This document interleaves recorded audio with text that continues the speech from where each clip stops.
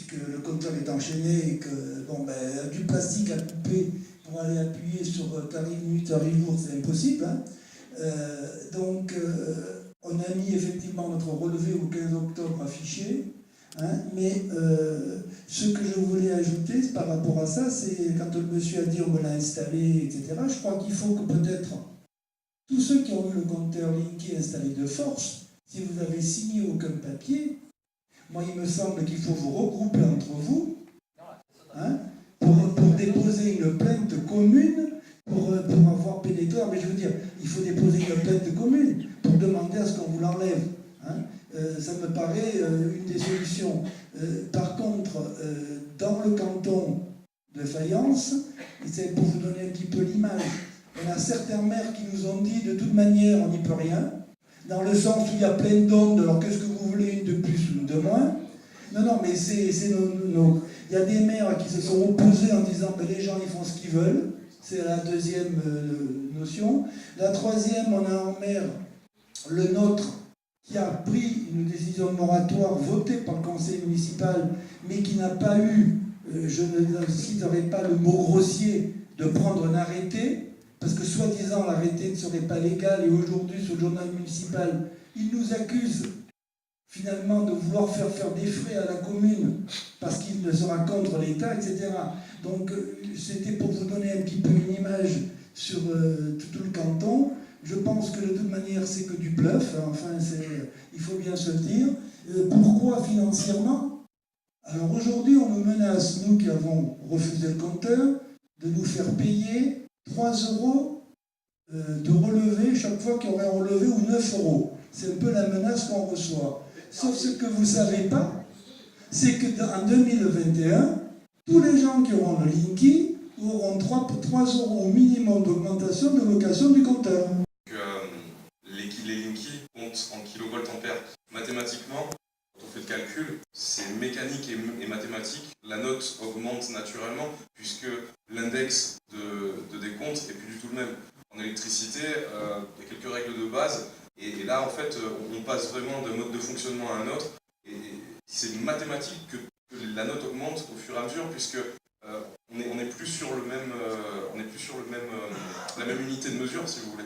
Donc il y a ça plus tout un tas d'autres choses, mais on assiste à des explosions de factures. Là, on a eu un cas, il n'y a pas si longtemps que ça, un monsieur qui a reçu un rappel de 21 000 € à payer.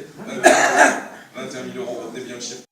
Il payait des notes de, je crois, 400 ou 500 € avant, et il a été rappelé d'un coup. Puis c'est pas un cas isolé, on en a beaucoup.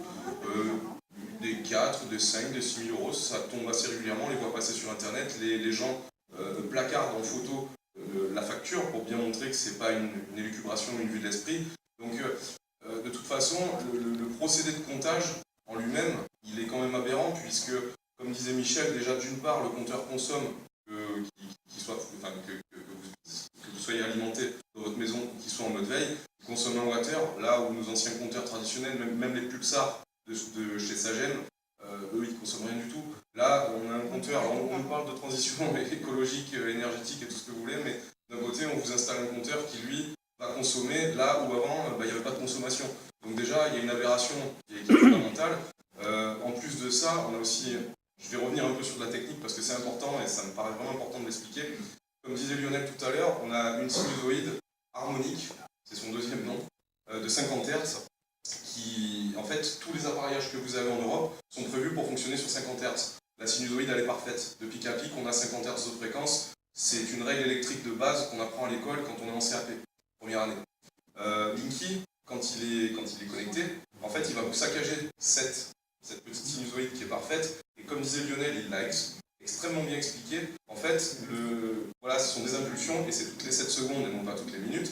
Toutes les 7 secondes, on a une impulsion qui part, puisque pour arriver à faire une courbe de charge, c'est pas toutes les minutes qu'on relève les informations. On relève les informations beaucoup plus fréquemment, soit 7 secondes, et en fait, on arrive à créer le profil de ce que vous consommez et qu'est-ce que vous avez qui est connecté à l'instant T. Donc, c'est vraiment c'est un ensemble de choses qui fait que, et comme j'ai bien conscience que on n'est pas tous techniciens, ça c'est une petite règle qui est pour moi essentielle en tant qu'électricien. Si vous faites fonctionner n'importe quel récepteur électrique européen sur plus de 50 Hz, vous allez le faire brûler, vous allez le faire griller simplement. Une obsolescence accélérée. Voilà, nonobstant, en plus, oui, on a l'histoire du phénomène d'obsolescence programmée qui est déjà inclus dans les machines, mais Linky, avec ce courant, ce CPL pulsé, accentue le phénomène. Et ça, c'est juste, c'est ce à quoi j'assiste aussi, quoi. Ouais, attention, les procès, il y a quoi? Il y a un collectif, il y a Mass Marca qui s'est envoyé dans le CPL, mais malheureusement, ils n'ont pas Lionel comme expert, donc je leur donne peu de chances de réussir. Le problème, c'est qu'il y a 5000 personnes qui ont adhéré à ce collectif d'avocats, sur lequel on ne peut pas discuter avec les avocats, on ne peut pas échanger. Voilà, donc ça, c'est quand même un gros problème. Et moi, je pense que, sincèrement, je suis prêt à venir ici pour m'excuser si jamais ils ont gain de cause, mais pour moi, ils vont droit dans le mur, et c'est fait exprès. C'est pour casser.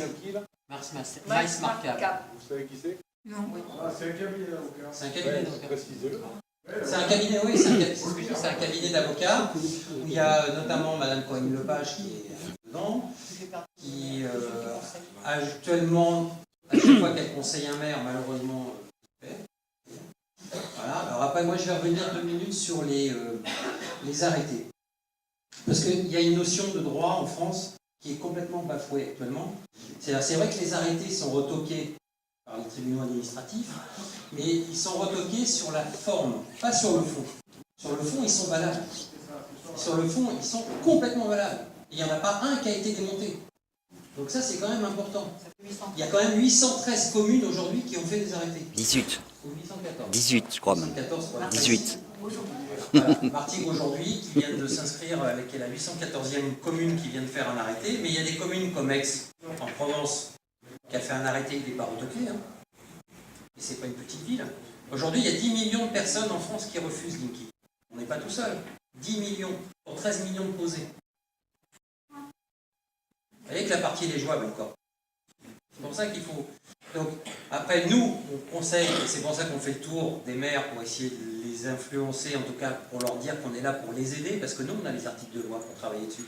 Effectivement, je suis d'accord, aujourd'hui, on a une problématique en France, c'est qu'il y a 1000 collectifs qui existent, mais qui ne sont pas tous des associations. Donc quand on n'est pas associatif, on ne peut pas aller porter plainte. Nous, on est associatif, et il y a des plaintes qui vont être déposées, effectivement. En fait, on est en train de récupérer tous ceux qui veulent se regrouper au sein de l'association, mais qui couvre le Var dans la mesure où on est tous étroitement liés, d'accord? Nous travaillons tous en collaboration. D'ailleurs, aujourd'hui, vous voyez qu'il y a plusieurs collectifs, parce qu'il y a une solidarité et beaucoup de communication et d'entraide entre nous, parce que nous voulons créer par département, et notamment sur le Var, ce qu'on appelle une classe action, c'est-à-dire de regrouper le maximum de dossiers. Plus il y a de dossiers, moins cela coûtera. Et on veut essayer de trouver des financements pour que ça coûte le moins cher possible pour les citoyens. Et parce que la moindre plainte et la moindre procédure, vous comptez 3 000 €, peut-être que si ça vous coûte que 50%, ça ne sera peut-être pas plus mal. Et qu'on veut regrouper par plainte, pour toutes les pauses forcées, c'est très important. On est en train de se structurer dans cette perspective. Hein, voilà. Je voudrais juste dire une chose par rapport au barricadage, c'est que vous avez quand même tribunal de La Rochelle, de Toulouse et de Grenoble qui ont bien confirmé le droit à barricader et à fermer et à bloquer vos compteurs. Avant de barricader, une précaution. Prenez en photo avec votre dernière facture la totalité de l'intérieur de votre compteur. Pourquoi? Pour que les plombs soient bien apparents. Parce qu'il y en a qui passent, quand vous n'avez pas fermé et bloqué la porte, ils passent, ils arrachent les compteurs, après ils arrachent les plombs, ensuite ils viennent et ils vous font du chantage. On a plusieurs témoignages dans ce sens-là en disant « Vous avez enlevé les plombs, vous trichez, vous êtes des fraudeurs » et ils font beaucoup ça avec les personnes plutôt du 3e et 4e âge, parce que ma foi, on est courageux, hein, et chez Scopelec, Insiema et tout le reste. Et puis, tous les sous-traitants, tous les mercenaires, nous devrions dire, et qui vous disent bah, écoutez, on peut bien être gentil avec vous, mais si vous acceptez Linky. Sachez qu'aujourd'hui, toutes les sociétés d'assurance, les sociétés de pause, ne respectent pas 2 normes, qui sont des normes Sénélec et qui mettent votre vie en danger. C'est les normes C14-100 et C15-100. Elles consistent en quoi ces normes? Elles consistent au moment où ils changent le compteur, comme Lionel l'a expliqué tout à l'heure, comme c'est un compteur qui émet des ondes électromagnétiques, déjà il ne doit pas être posé sur un support en bois. Parce que le bois ne fait pas passer l'électricité, mais laisse passer les ondes électromagnétiques. C'est bien pour ça que toutes les maisons qui sont en bois aujourd'hui construites en France ont l'obligation d'avoir des câbles blindés. C'est une obligation. Donc, quand un poseur arrive, vous allez remarquer, il met en moyenne entre 15 et 20 minutes pour changer un compteur. Il le démonte, il démonte votre ancien compteur, il pose le compteur Linky sur la même platine. La même platine c'est le support en bois. Et il s'en va. La norme Sénélec, c'est quoi? La norme Sénélec, elle dit juste que, comme on vient superposer sur du 50 Hz et courant qui est plus fort, on doit changer les fils qui vont du compteur à la maison, mais ça ne s'arrête pas que là. On doit changer le transformateur, le disjoncteur est dans votre maison. C'est une obligation. Donc ça veut dire qu'actuellement, toutes les poses qui sont réalisées dans toutes les maisons sont hors normes. Et si vous appelez votre assurance, et que vous avez malheureusement un dégât, on a des personnes ici qui ont eu malheureusement ce problème, ils ont eu un compteur qui a pris feu, et ben, vous avez une chance malheureusement de ne pas être couvert par votre assurance. Vous pouvez interroger votre assureur, il vous répondra, bah, là dans ces cas-là, voilà. Et ce qu'il faut savoir, c'est que Enedis, encore une escroquerie, se dégage de toute responsabilité. Pourquoi? Parce qu'ils ont fait des nouvelles conditions générales de vente dans lesquelles il y a un petit alinéa qui est tout petit, qui vous dit la mise en conformité, c'est bien stipulé, hein, la mise en conformité doit être faite par l'usager. Mais ça, c'est valable que si c'est vous qui demandez le compteur.